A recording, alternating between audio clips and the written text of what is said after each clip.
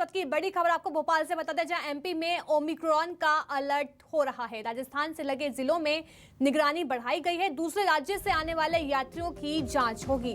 5 राज्यों में मिल चुके हैं ओमिक्रॉन के मरीज। इस वक्त की अहम जानकारी भोपाल से दे रहे हैं, जहां एमपी में ओमिक्रॉन को लेकर अलर्ट हो गए हैं। सभी राजस्थान में लगे जिलों में निगरानी बढ़ाई गई है। दूसरे राज्य से आने वाले यात्रियों की जांच होगी। तो बता दें, 5 राज्यों में मिल चुके हैं ओमिक्रॉन के मरीज।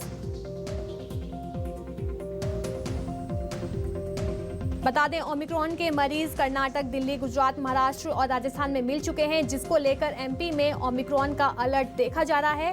राजस्थान से लगे जिलों में बढ़ाई गई है निगरानी, तो वहीं दूसरे राज्यों से आने वाले यात्रियों की जांच भी होगी। इस वक्त की अहम जानकारी भोपाल से है। बता दें, पूरे देश में ओमिक्रॉन के मरीज की संख्या 21 हो गई है, तो वहीं एमपी में ओमिक्रॉन को लेकर अलर्ट भी जारी हो गया है। राजस्थान से लगे जिलों में निगरानी बढ़ाई गई है। दूसरे राज्यों से आने वाले यात्रियों की जांच भी होगी। 5 राज्यों में मिल चुके हैं ओमिक्रॉन के मरीज।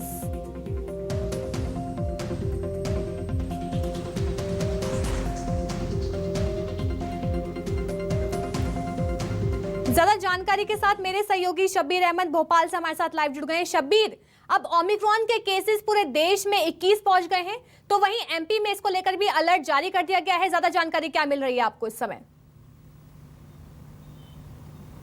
देखिए, ओमिक्रॉन के केसेस लगातार देश में बढ़ते जा रहे हैं। एक राज्य के बाद दूसरे राज्य पहुंच रहा है। सबसे पहले कर्नाटक में पहुंचा, उसके बाद दिल्ली पहुंचा और उसके बाद राजस्थान में भी अब मामले सामने आ चुके हैं। और उसके बाद ये कह सकते हैं कि मध्य प्रदेश सरकार, स्वास्थ्य विभाग अलर्ट है। और राजस्थान से सटे जो बॉर्डर इलाके हैं मध्य प्रदेश के जो जिले राजस्थान से सटे हुए हैं, वहाँ पर अलर्ट बढ़ा दिया गया है। ये कह सकते हैं कि निगरानी उन इलाकों में बढ़ाई गई है। खासकर मंदसौर हो, नीमच हो या फिर नागदा, उज्जैन की बात की जाए या फिर राजगढ़ की बात करें, ये वो इलाके हैं जो राजस्थान से जुड़ते हैं।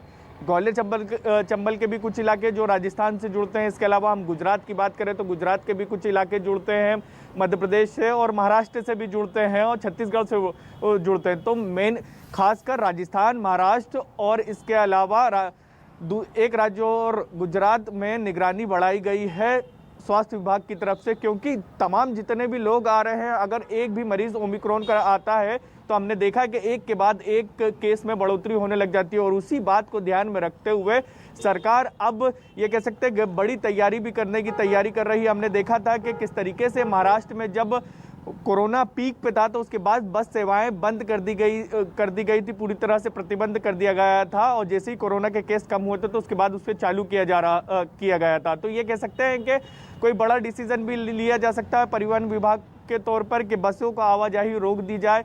वहाँ पर जितने लोग वहाँ से मध्य प्रदेश आ रहे हैं उनकी विशेष जाँच की जाए।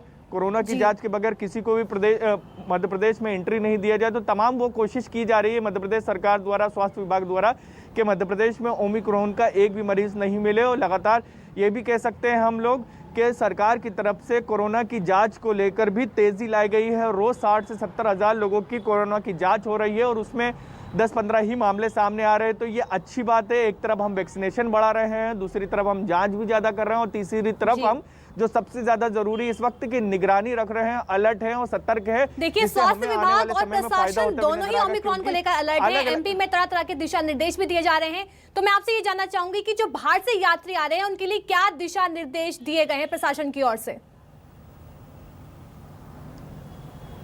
देखिए, बाहर से आने वाले यात्रियों को लेकर पहले ही स्वास्थ्य विभाग की तरफ से, सरकार की तरफ से निर्देश जारी कर दिए गए हैं कि कोई भी, जैसे हम रेलवे स्टेशन की बात करें या फिर हवाई यात्रा करके पहुंचा हो या बस यात्रा करके पहुंचा हो, तो जैसे ही रेलवे स्टेशन पर कोई पहुंचेगा तो उसकी सबसे पहले कोरोना की जांच होगी, थर्मामीटर से जांच होगी।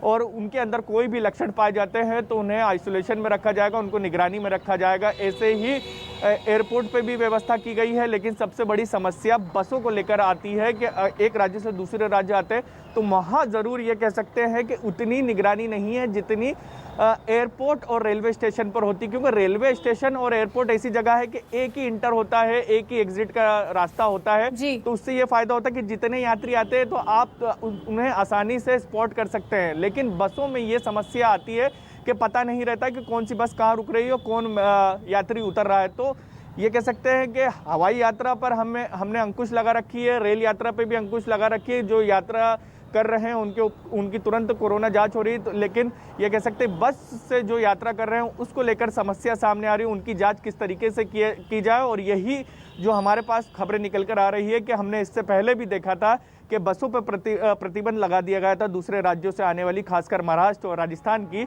तो वो फैसला भी लिया जा सकता है, लेकिन अभी जल्दबाजी होगी। लेकिन ये कह सकते हैं सरकार ओमिक्रॉन के जो केसेस बढ़ रहे हैं देश में, उसको लेकर अलर्ट है। जी देखिए, एक तरह से अगर हम रेलवे स्टेशन की बात करें या फिर एयरपोर्ट की बात करें तो वहां के यात्रियों के लिए अलग से दिशा निर्देश जारी कर दिए गए हैं। लेकिन सबसे बड़ा जो सवाल है वो बस को लेकर है, क्योंकि बस का कोई एक स्टेशन नहीं होता है जहां पे यात्रियों की जांच की जाए। तो अब देखना ये होगा कि सरकार क्या फैसला लेती है इसको लेकर। और एमपी में एक तरह से अलर्ट भी जारी कर दिया गया है, जो बाहर के यात्री आएंगे उनकी जांच की जाएगी। बहुत बहुत शुक्रिया शब्बीर, हमें तमाम जानकारी देने के लिए।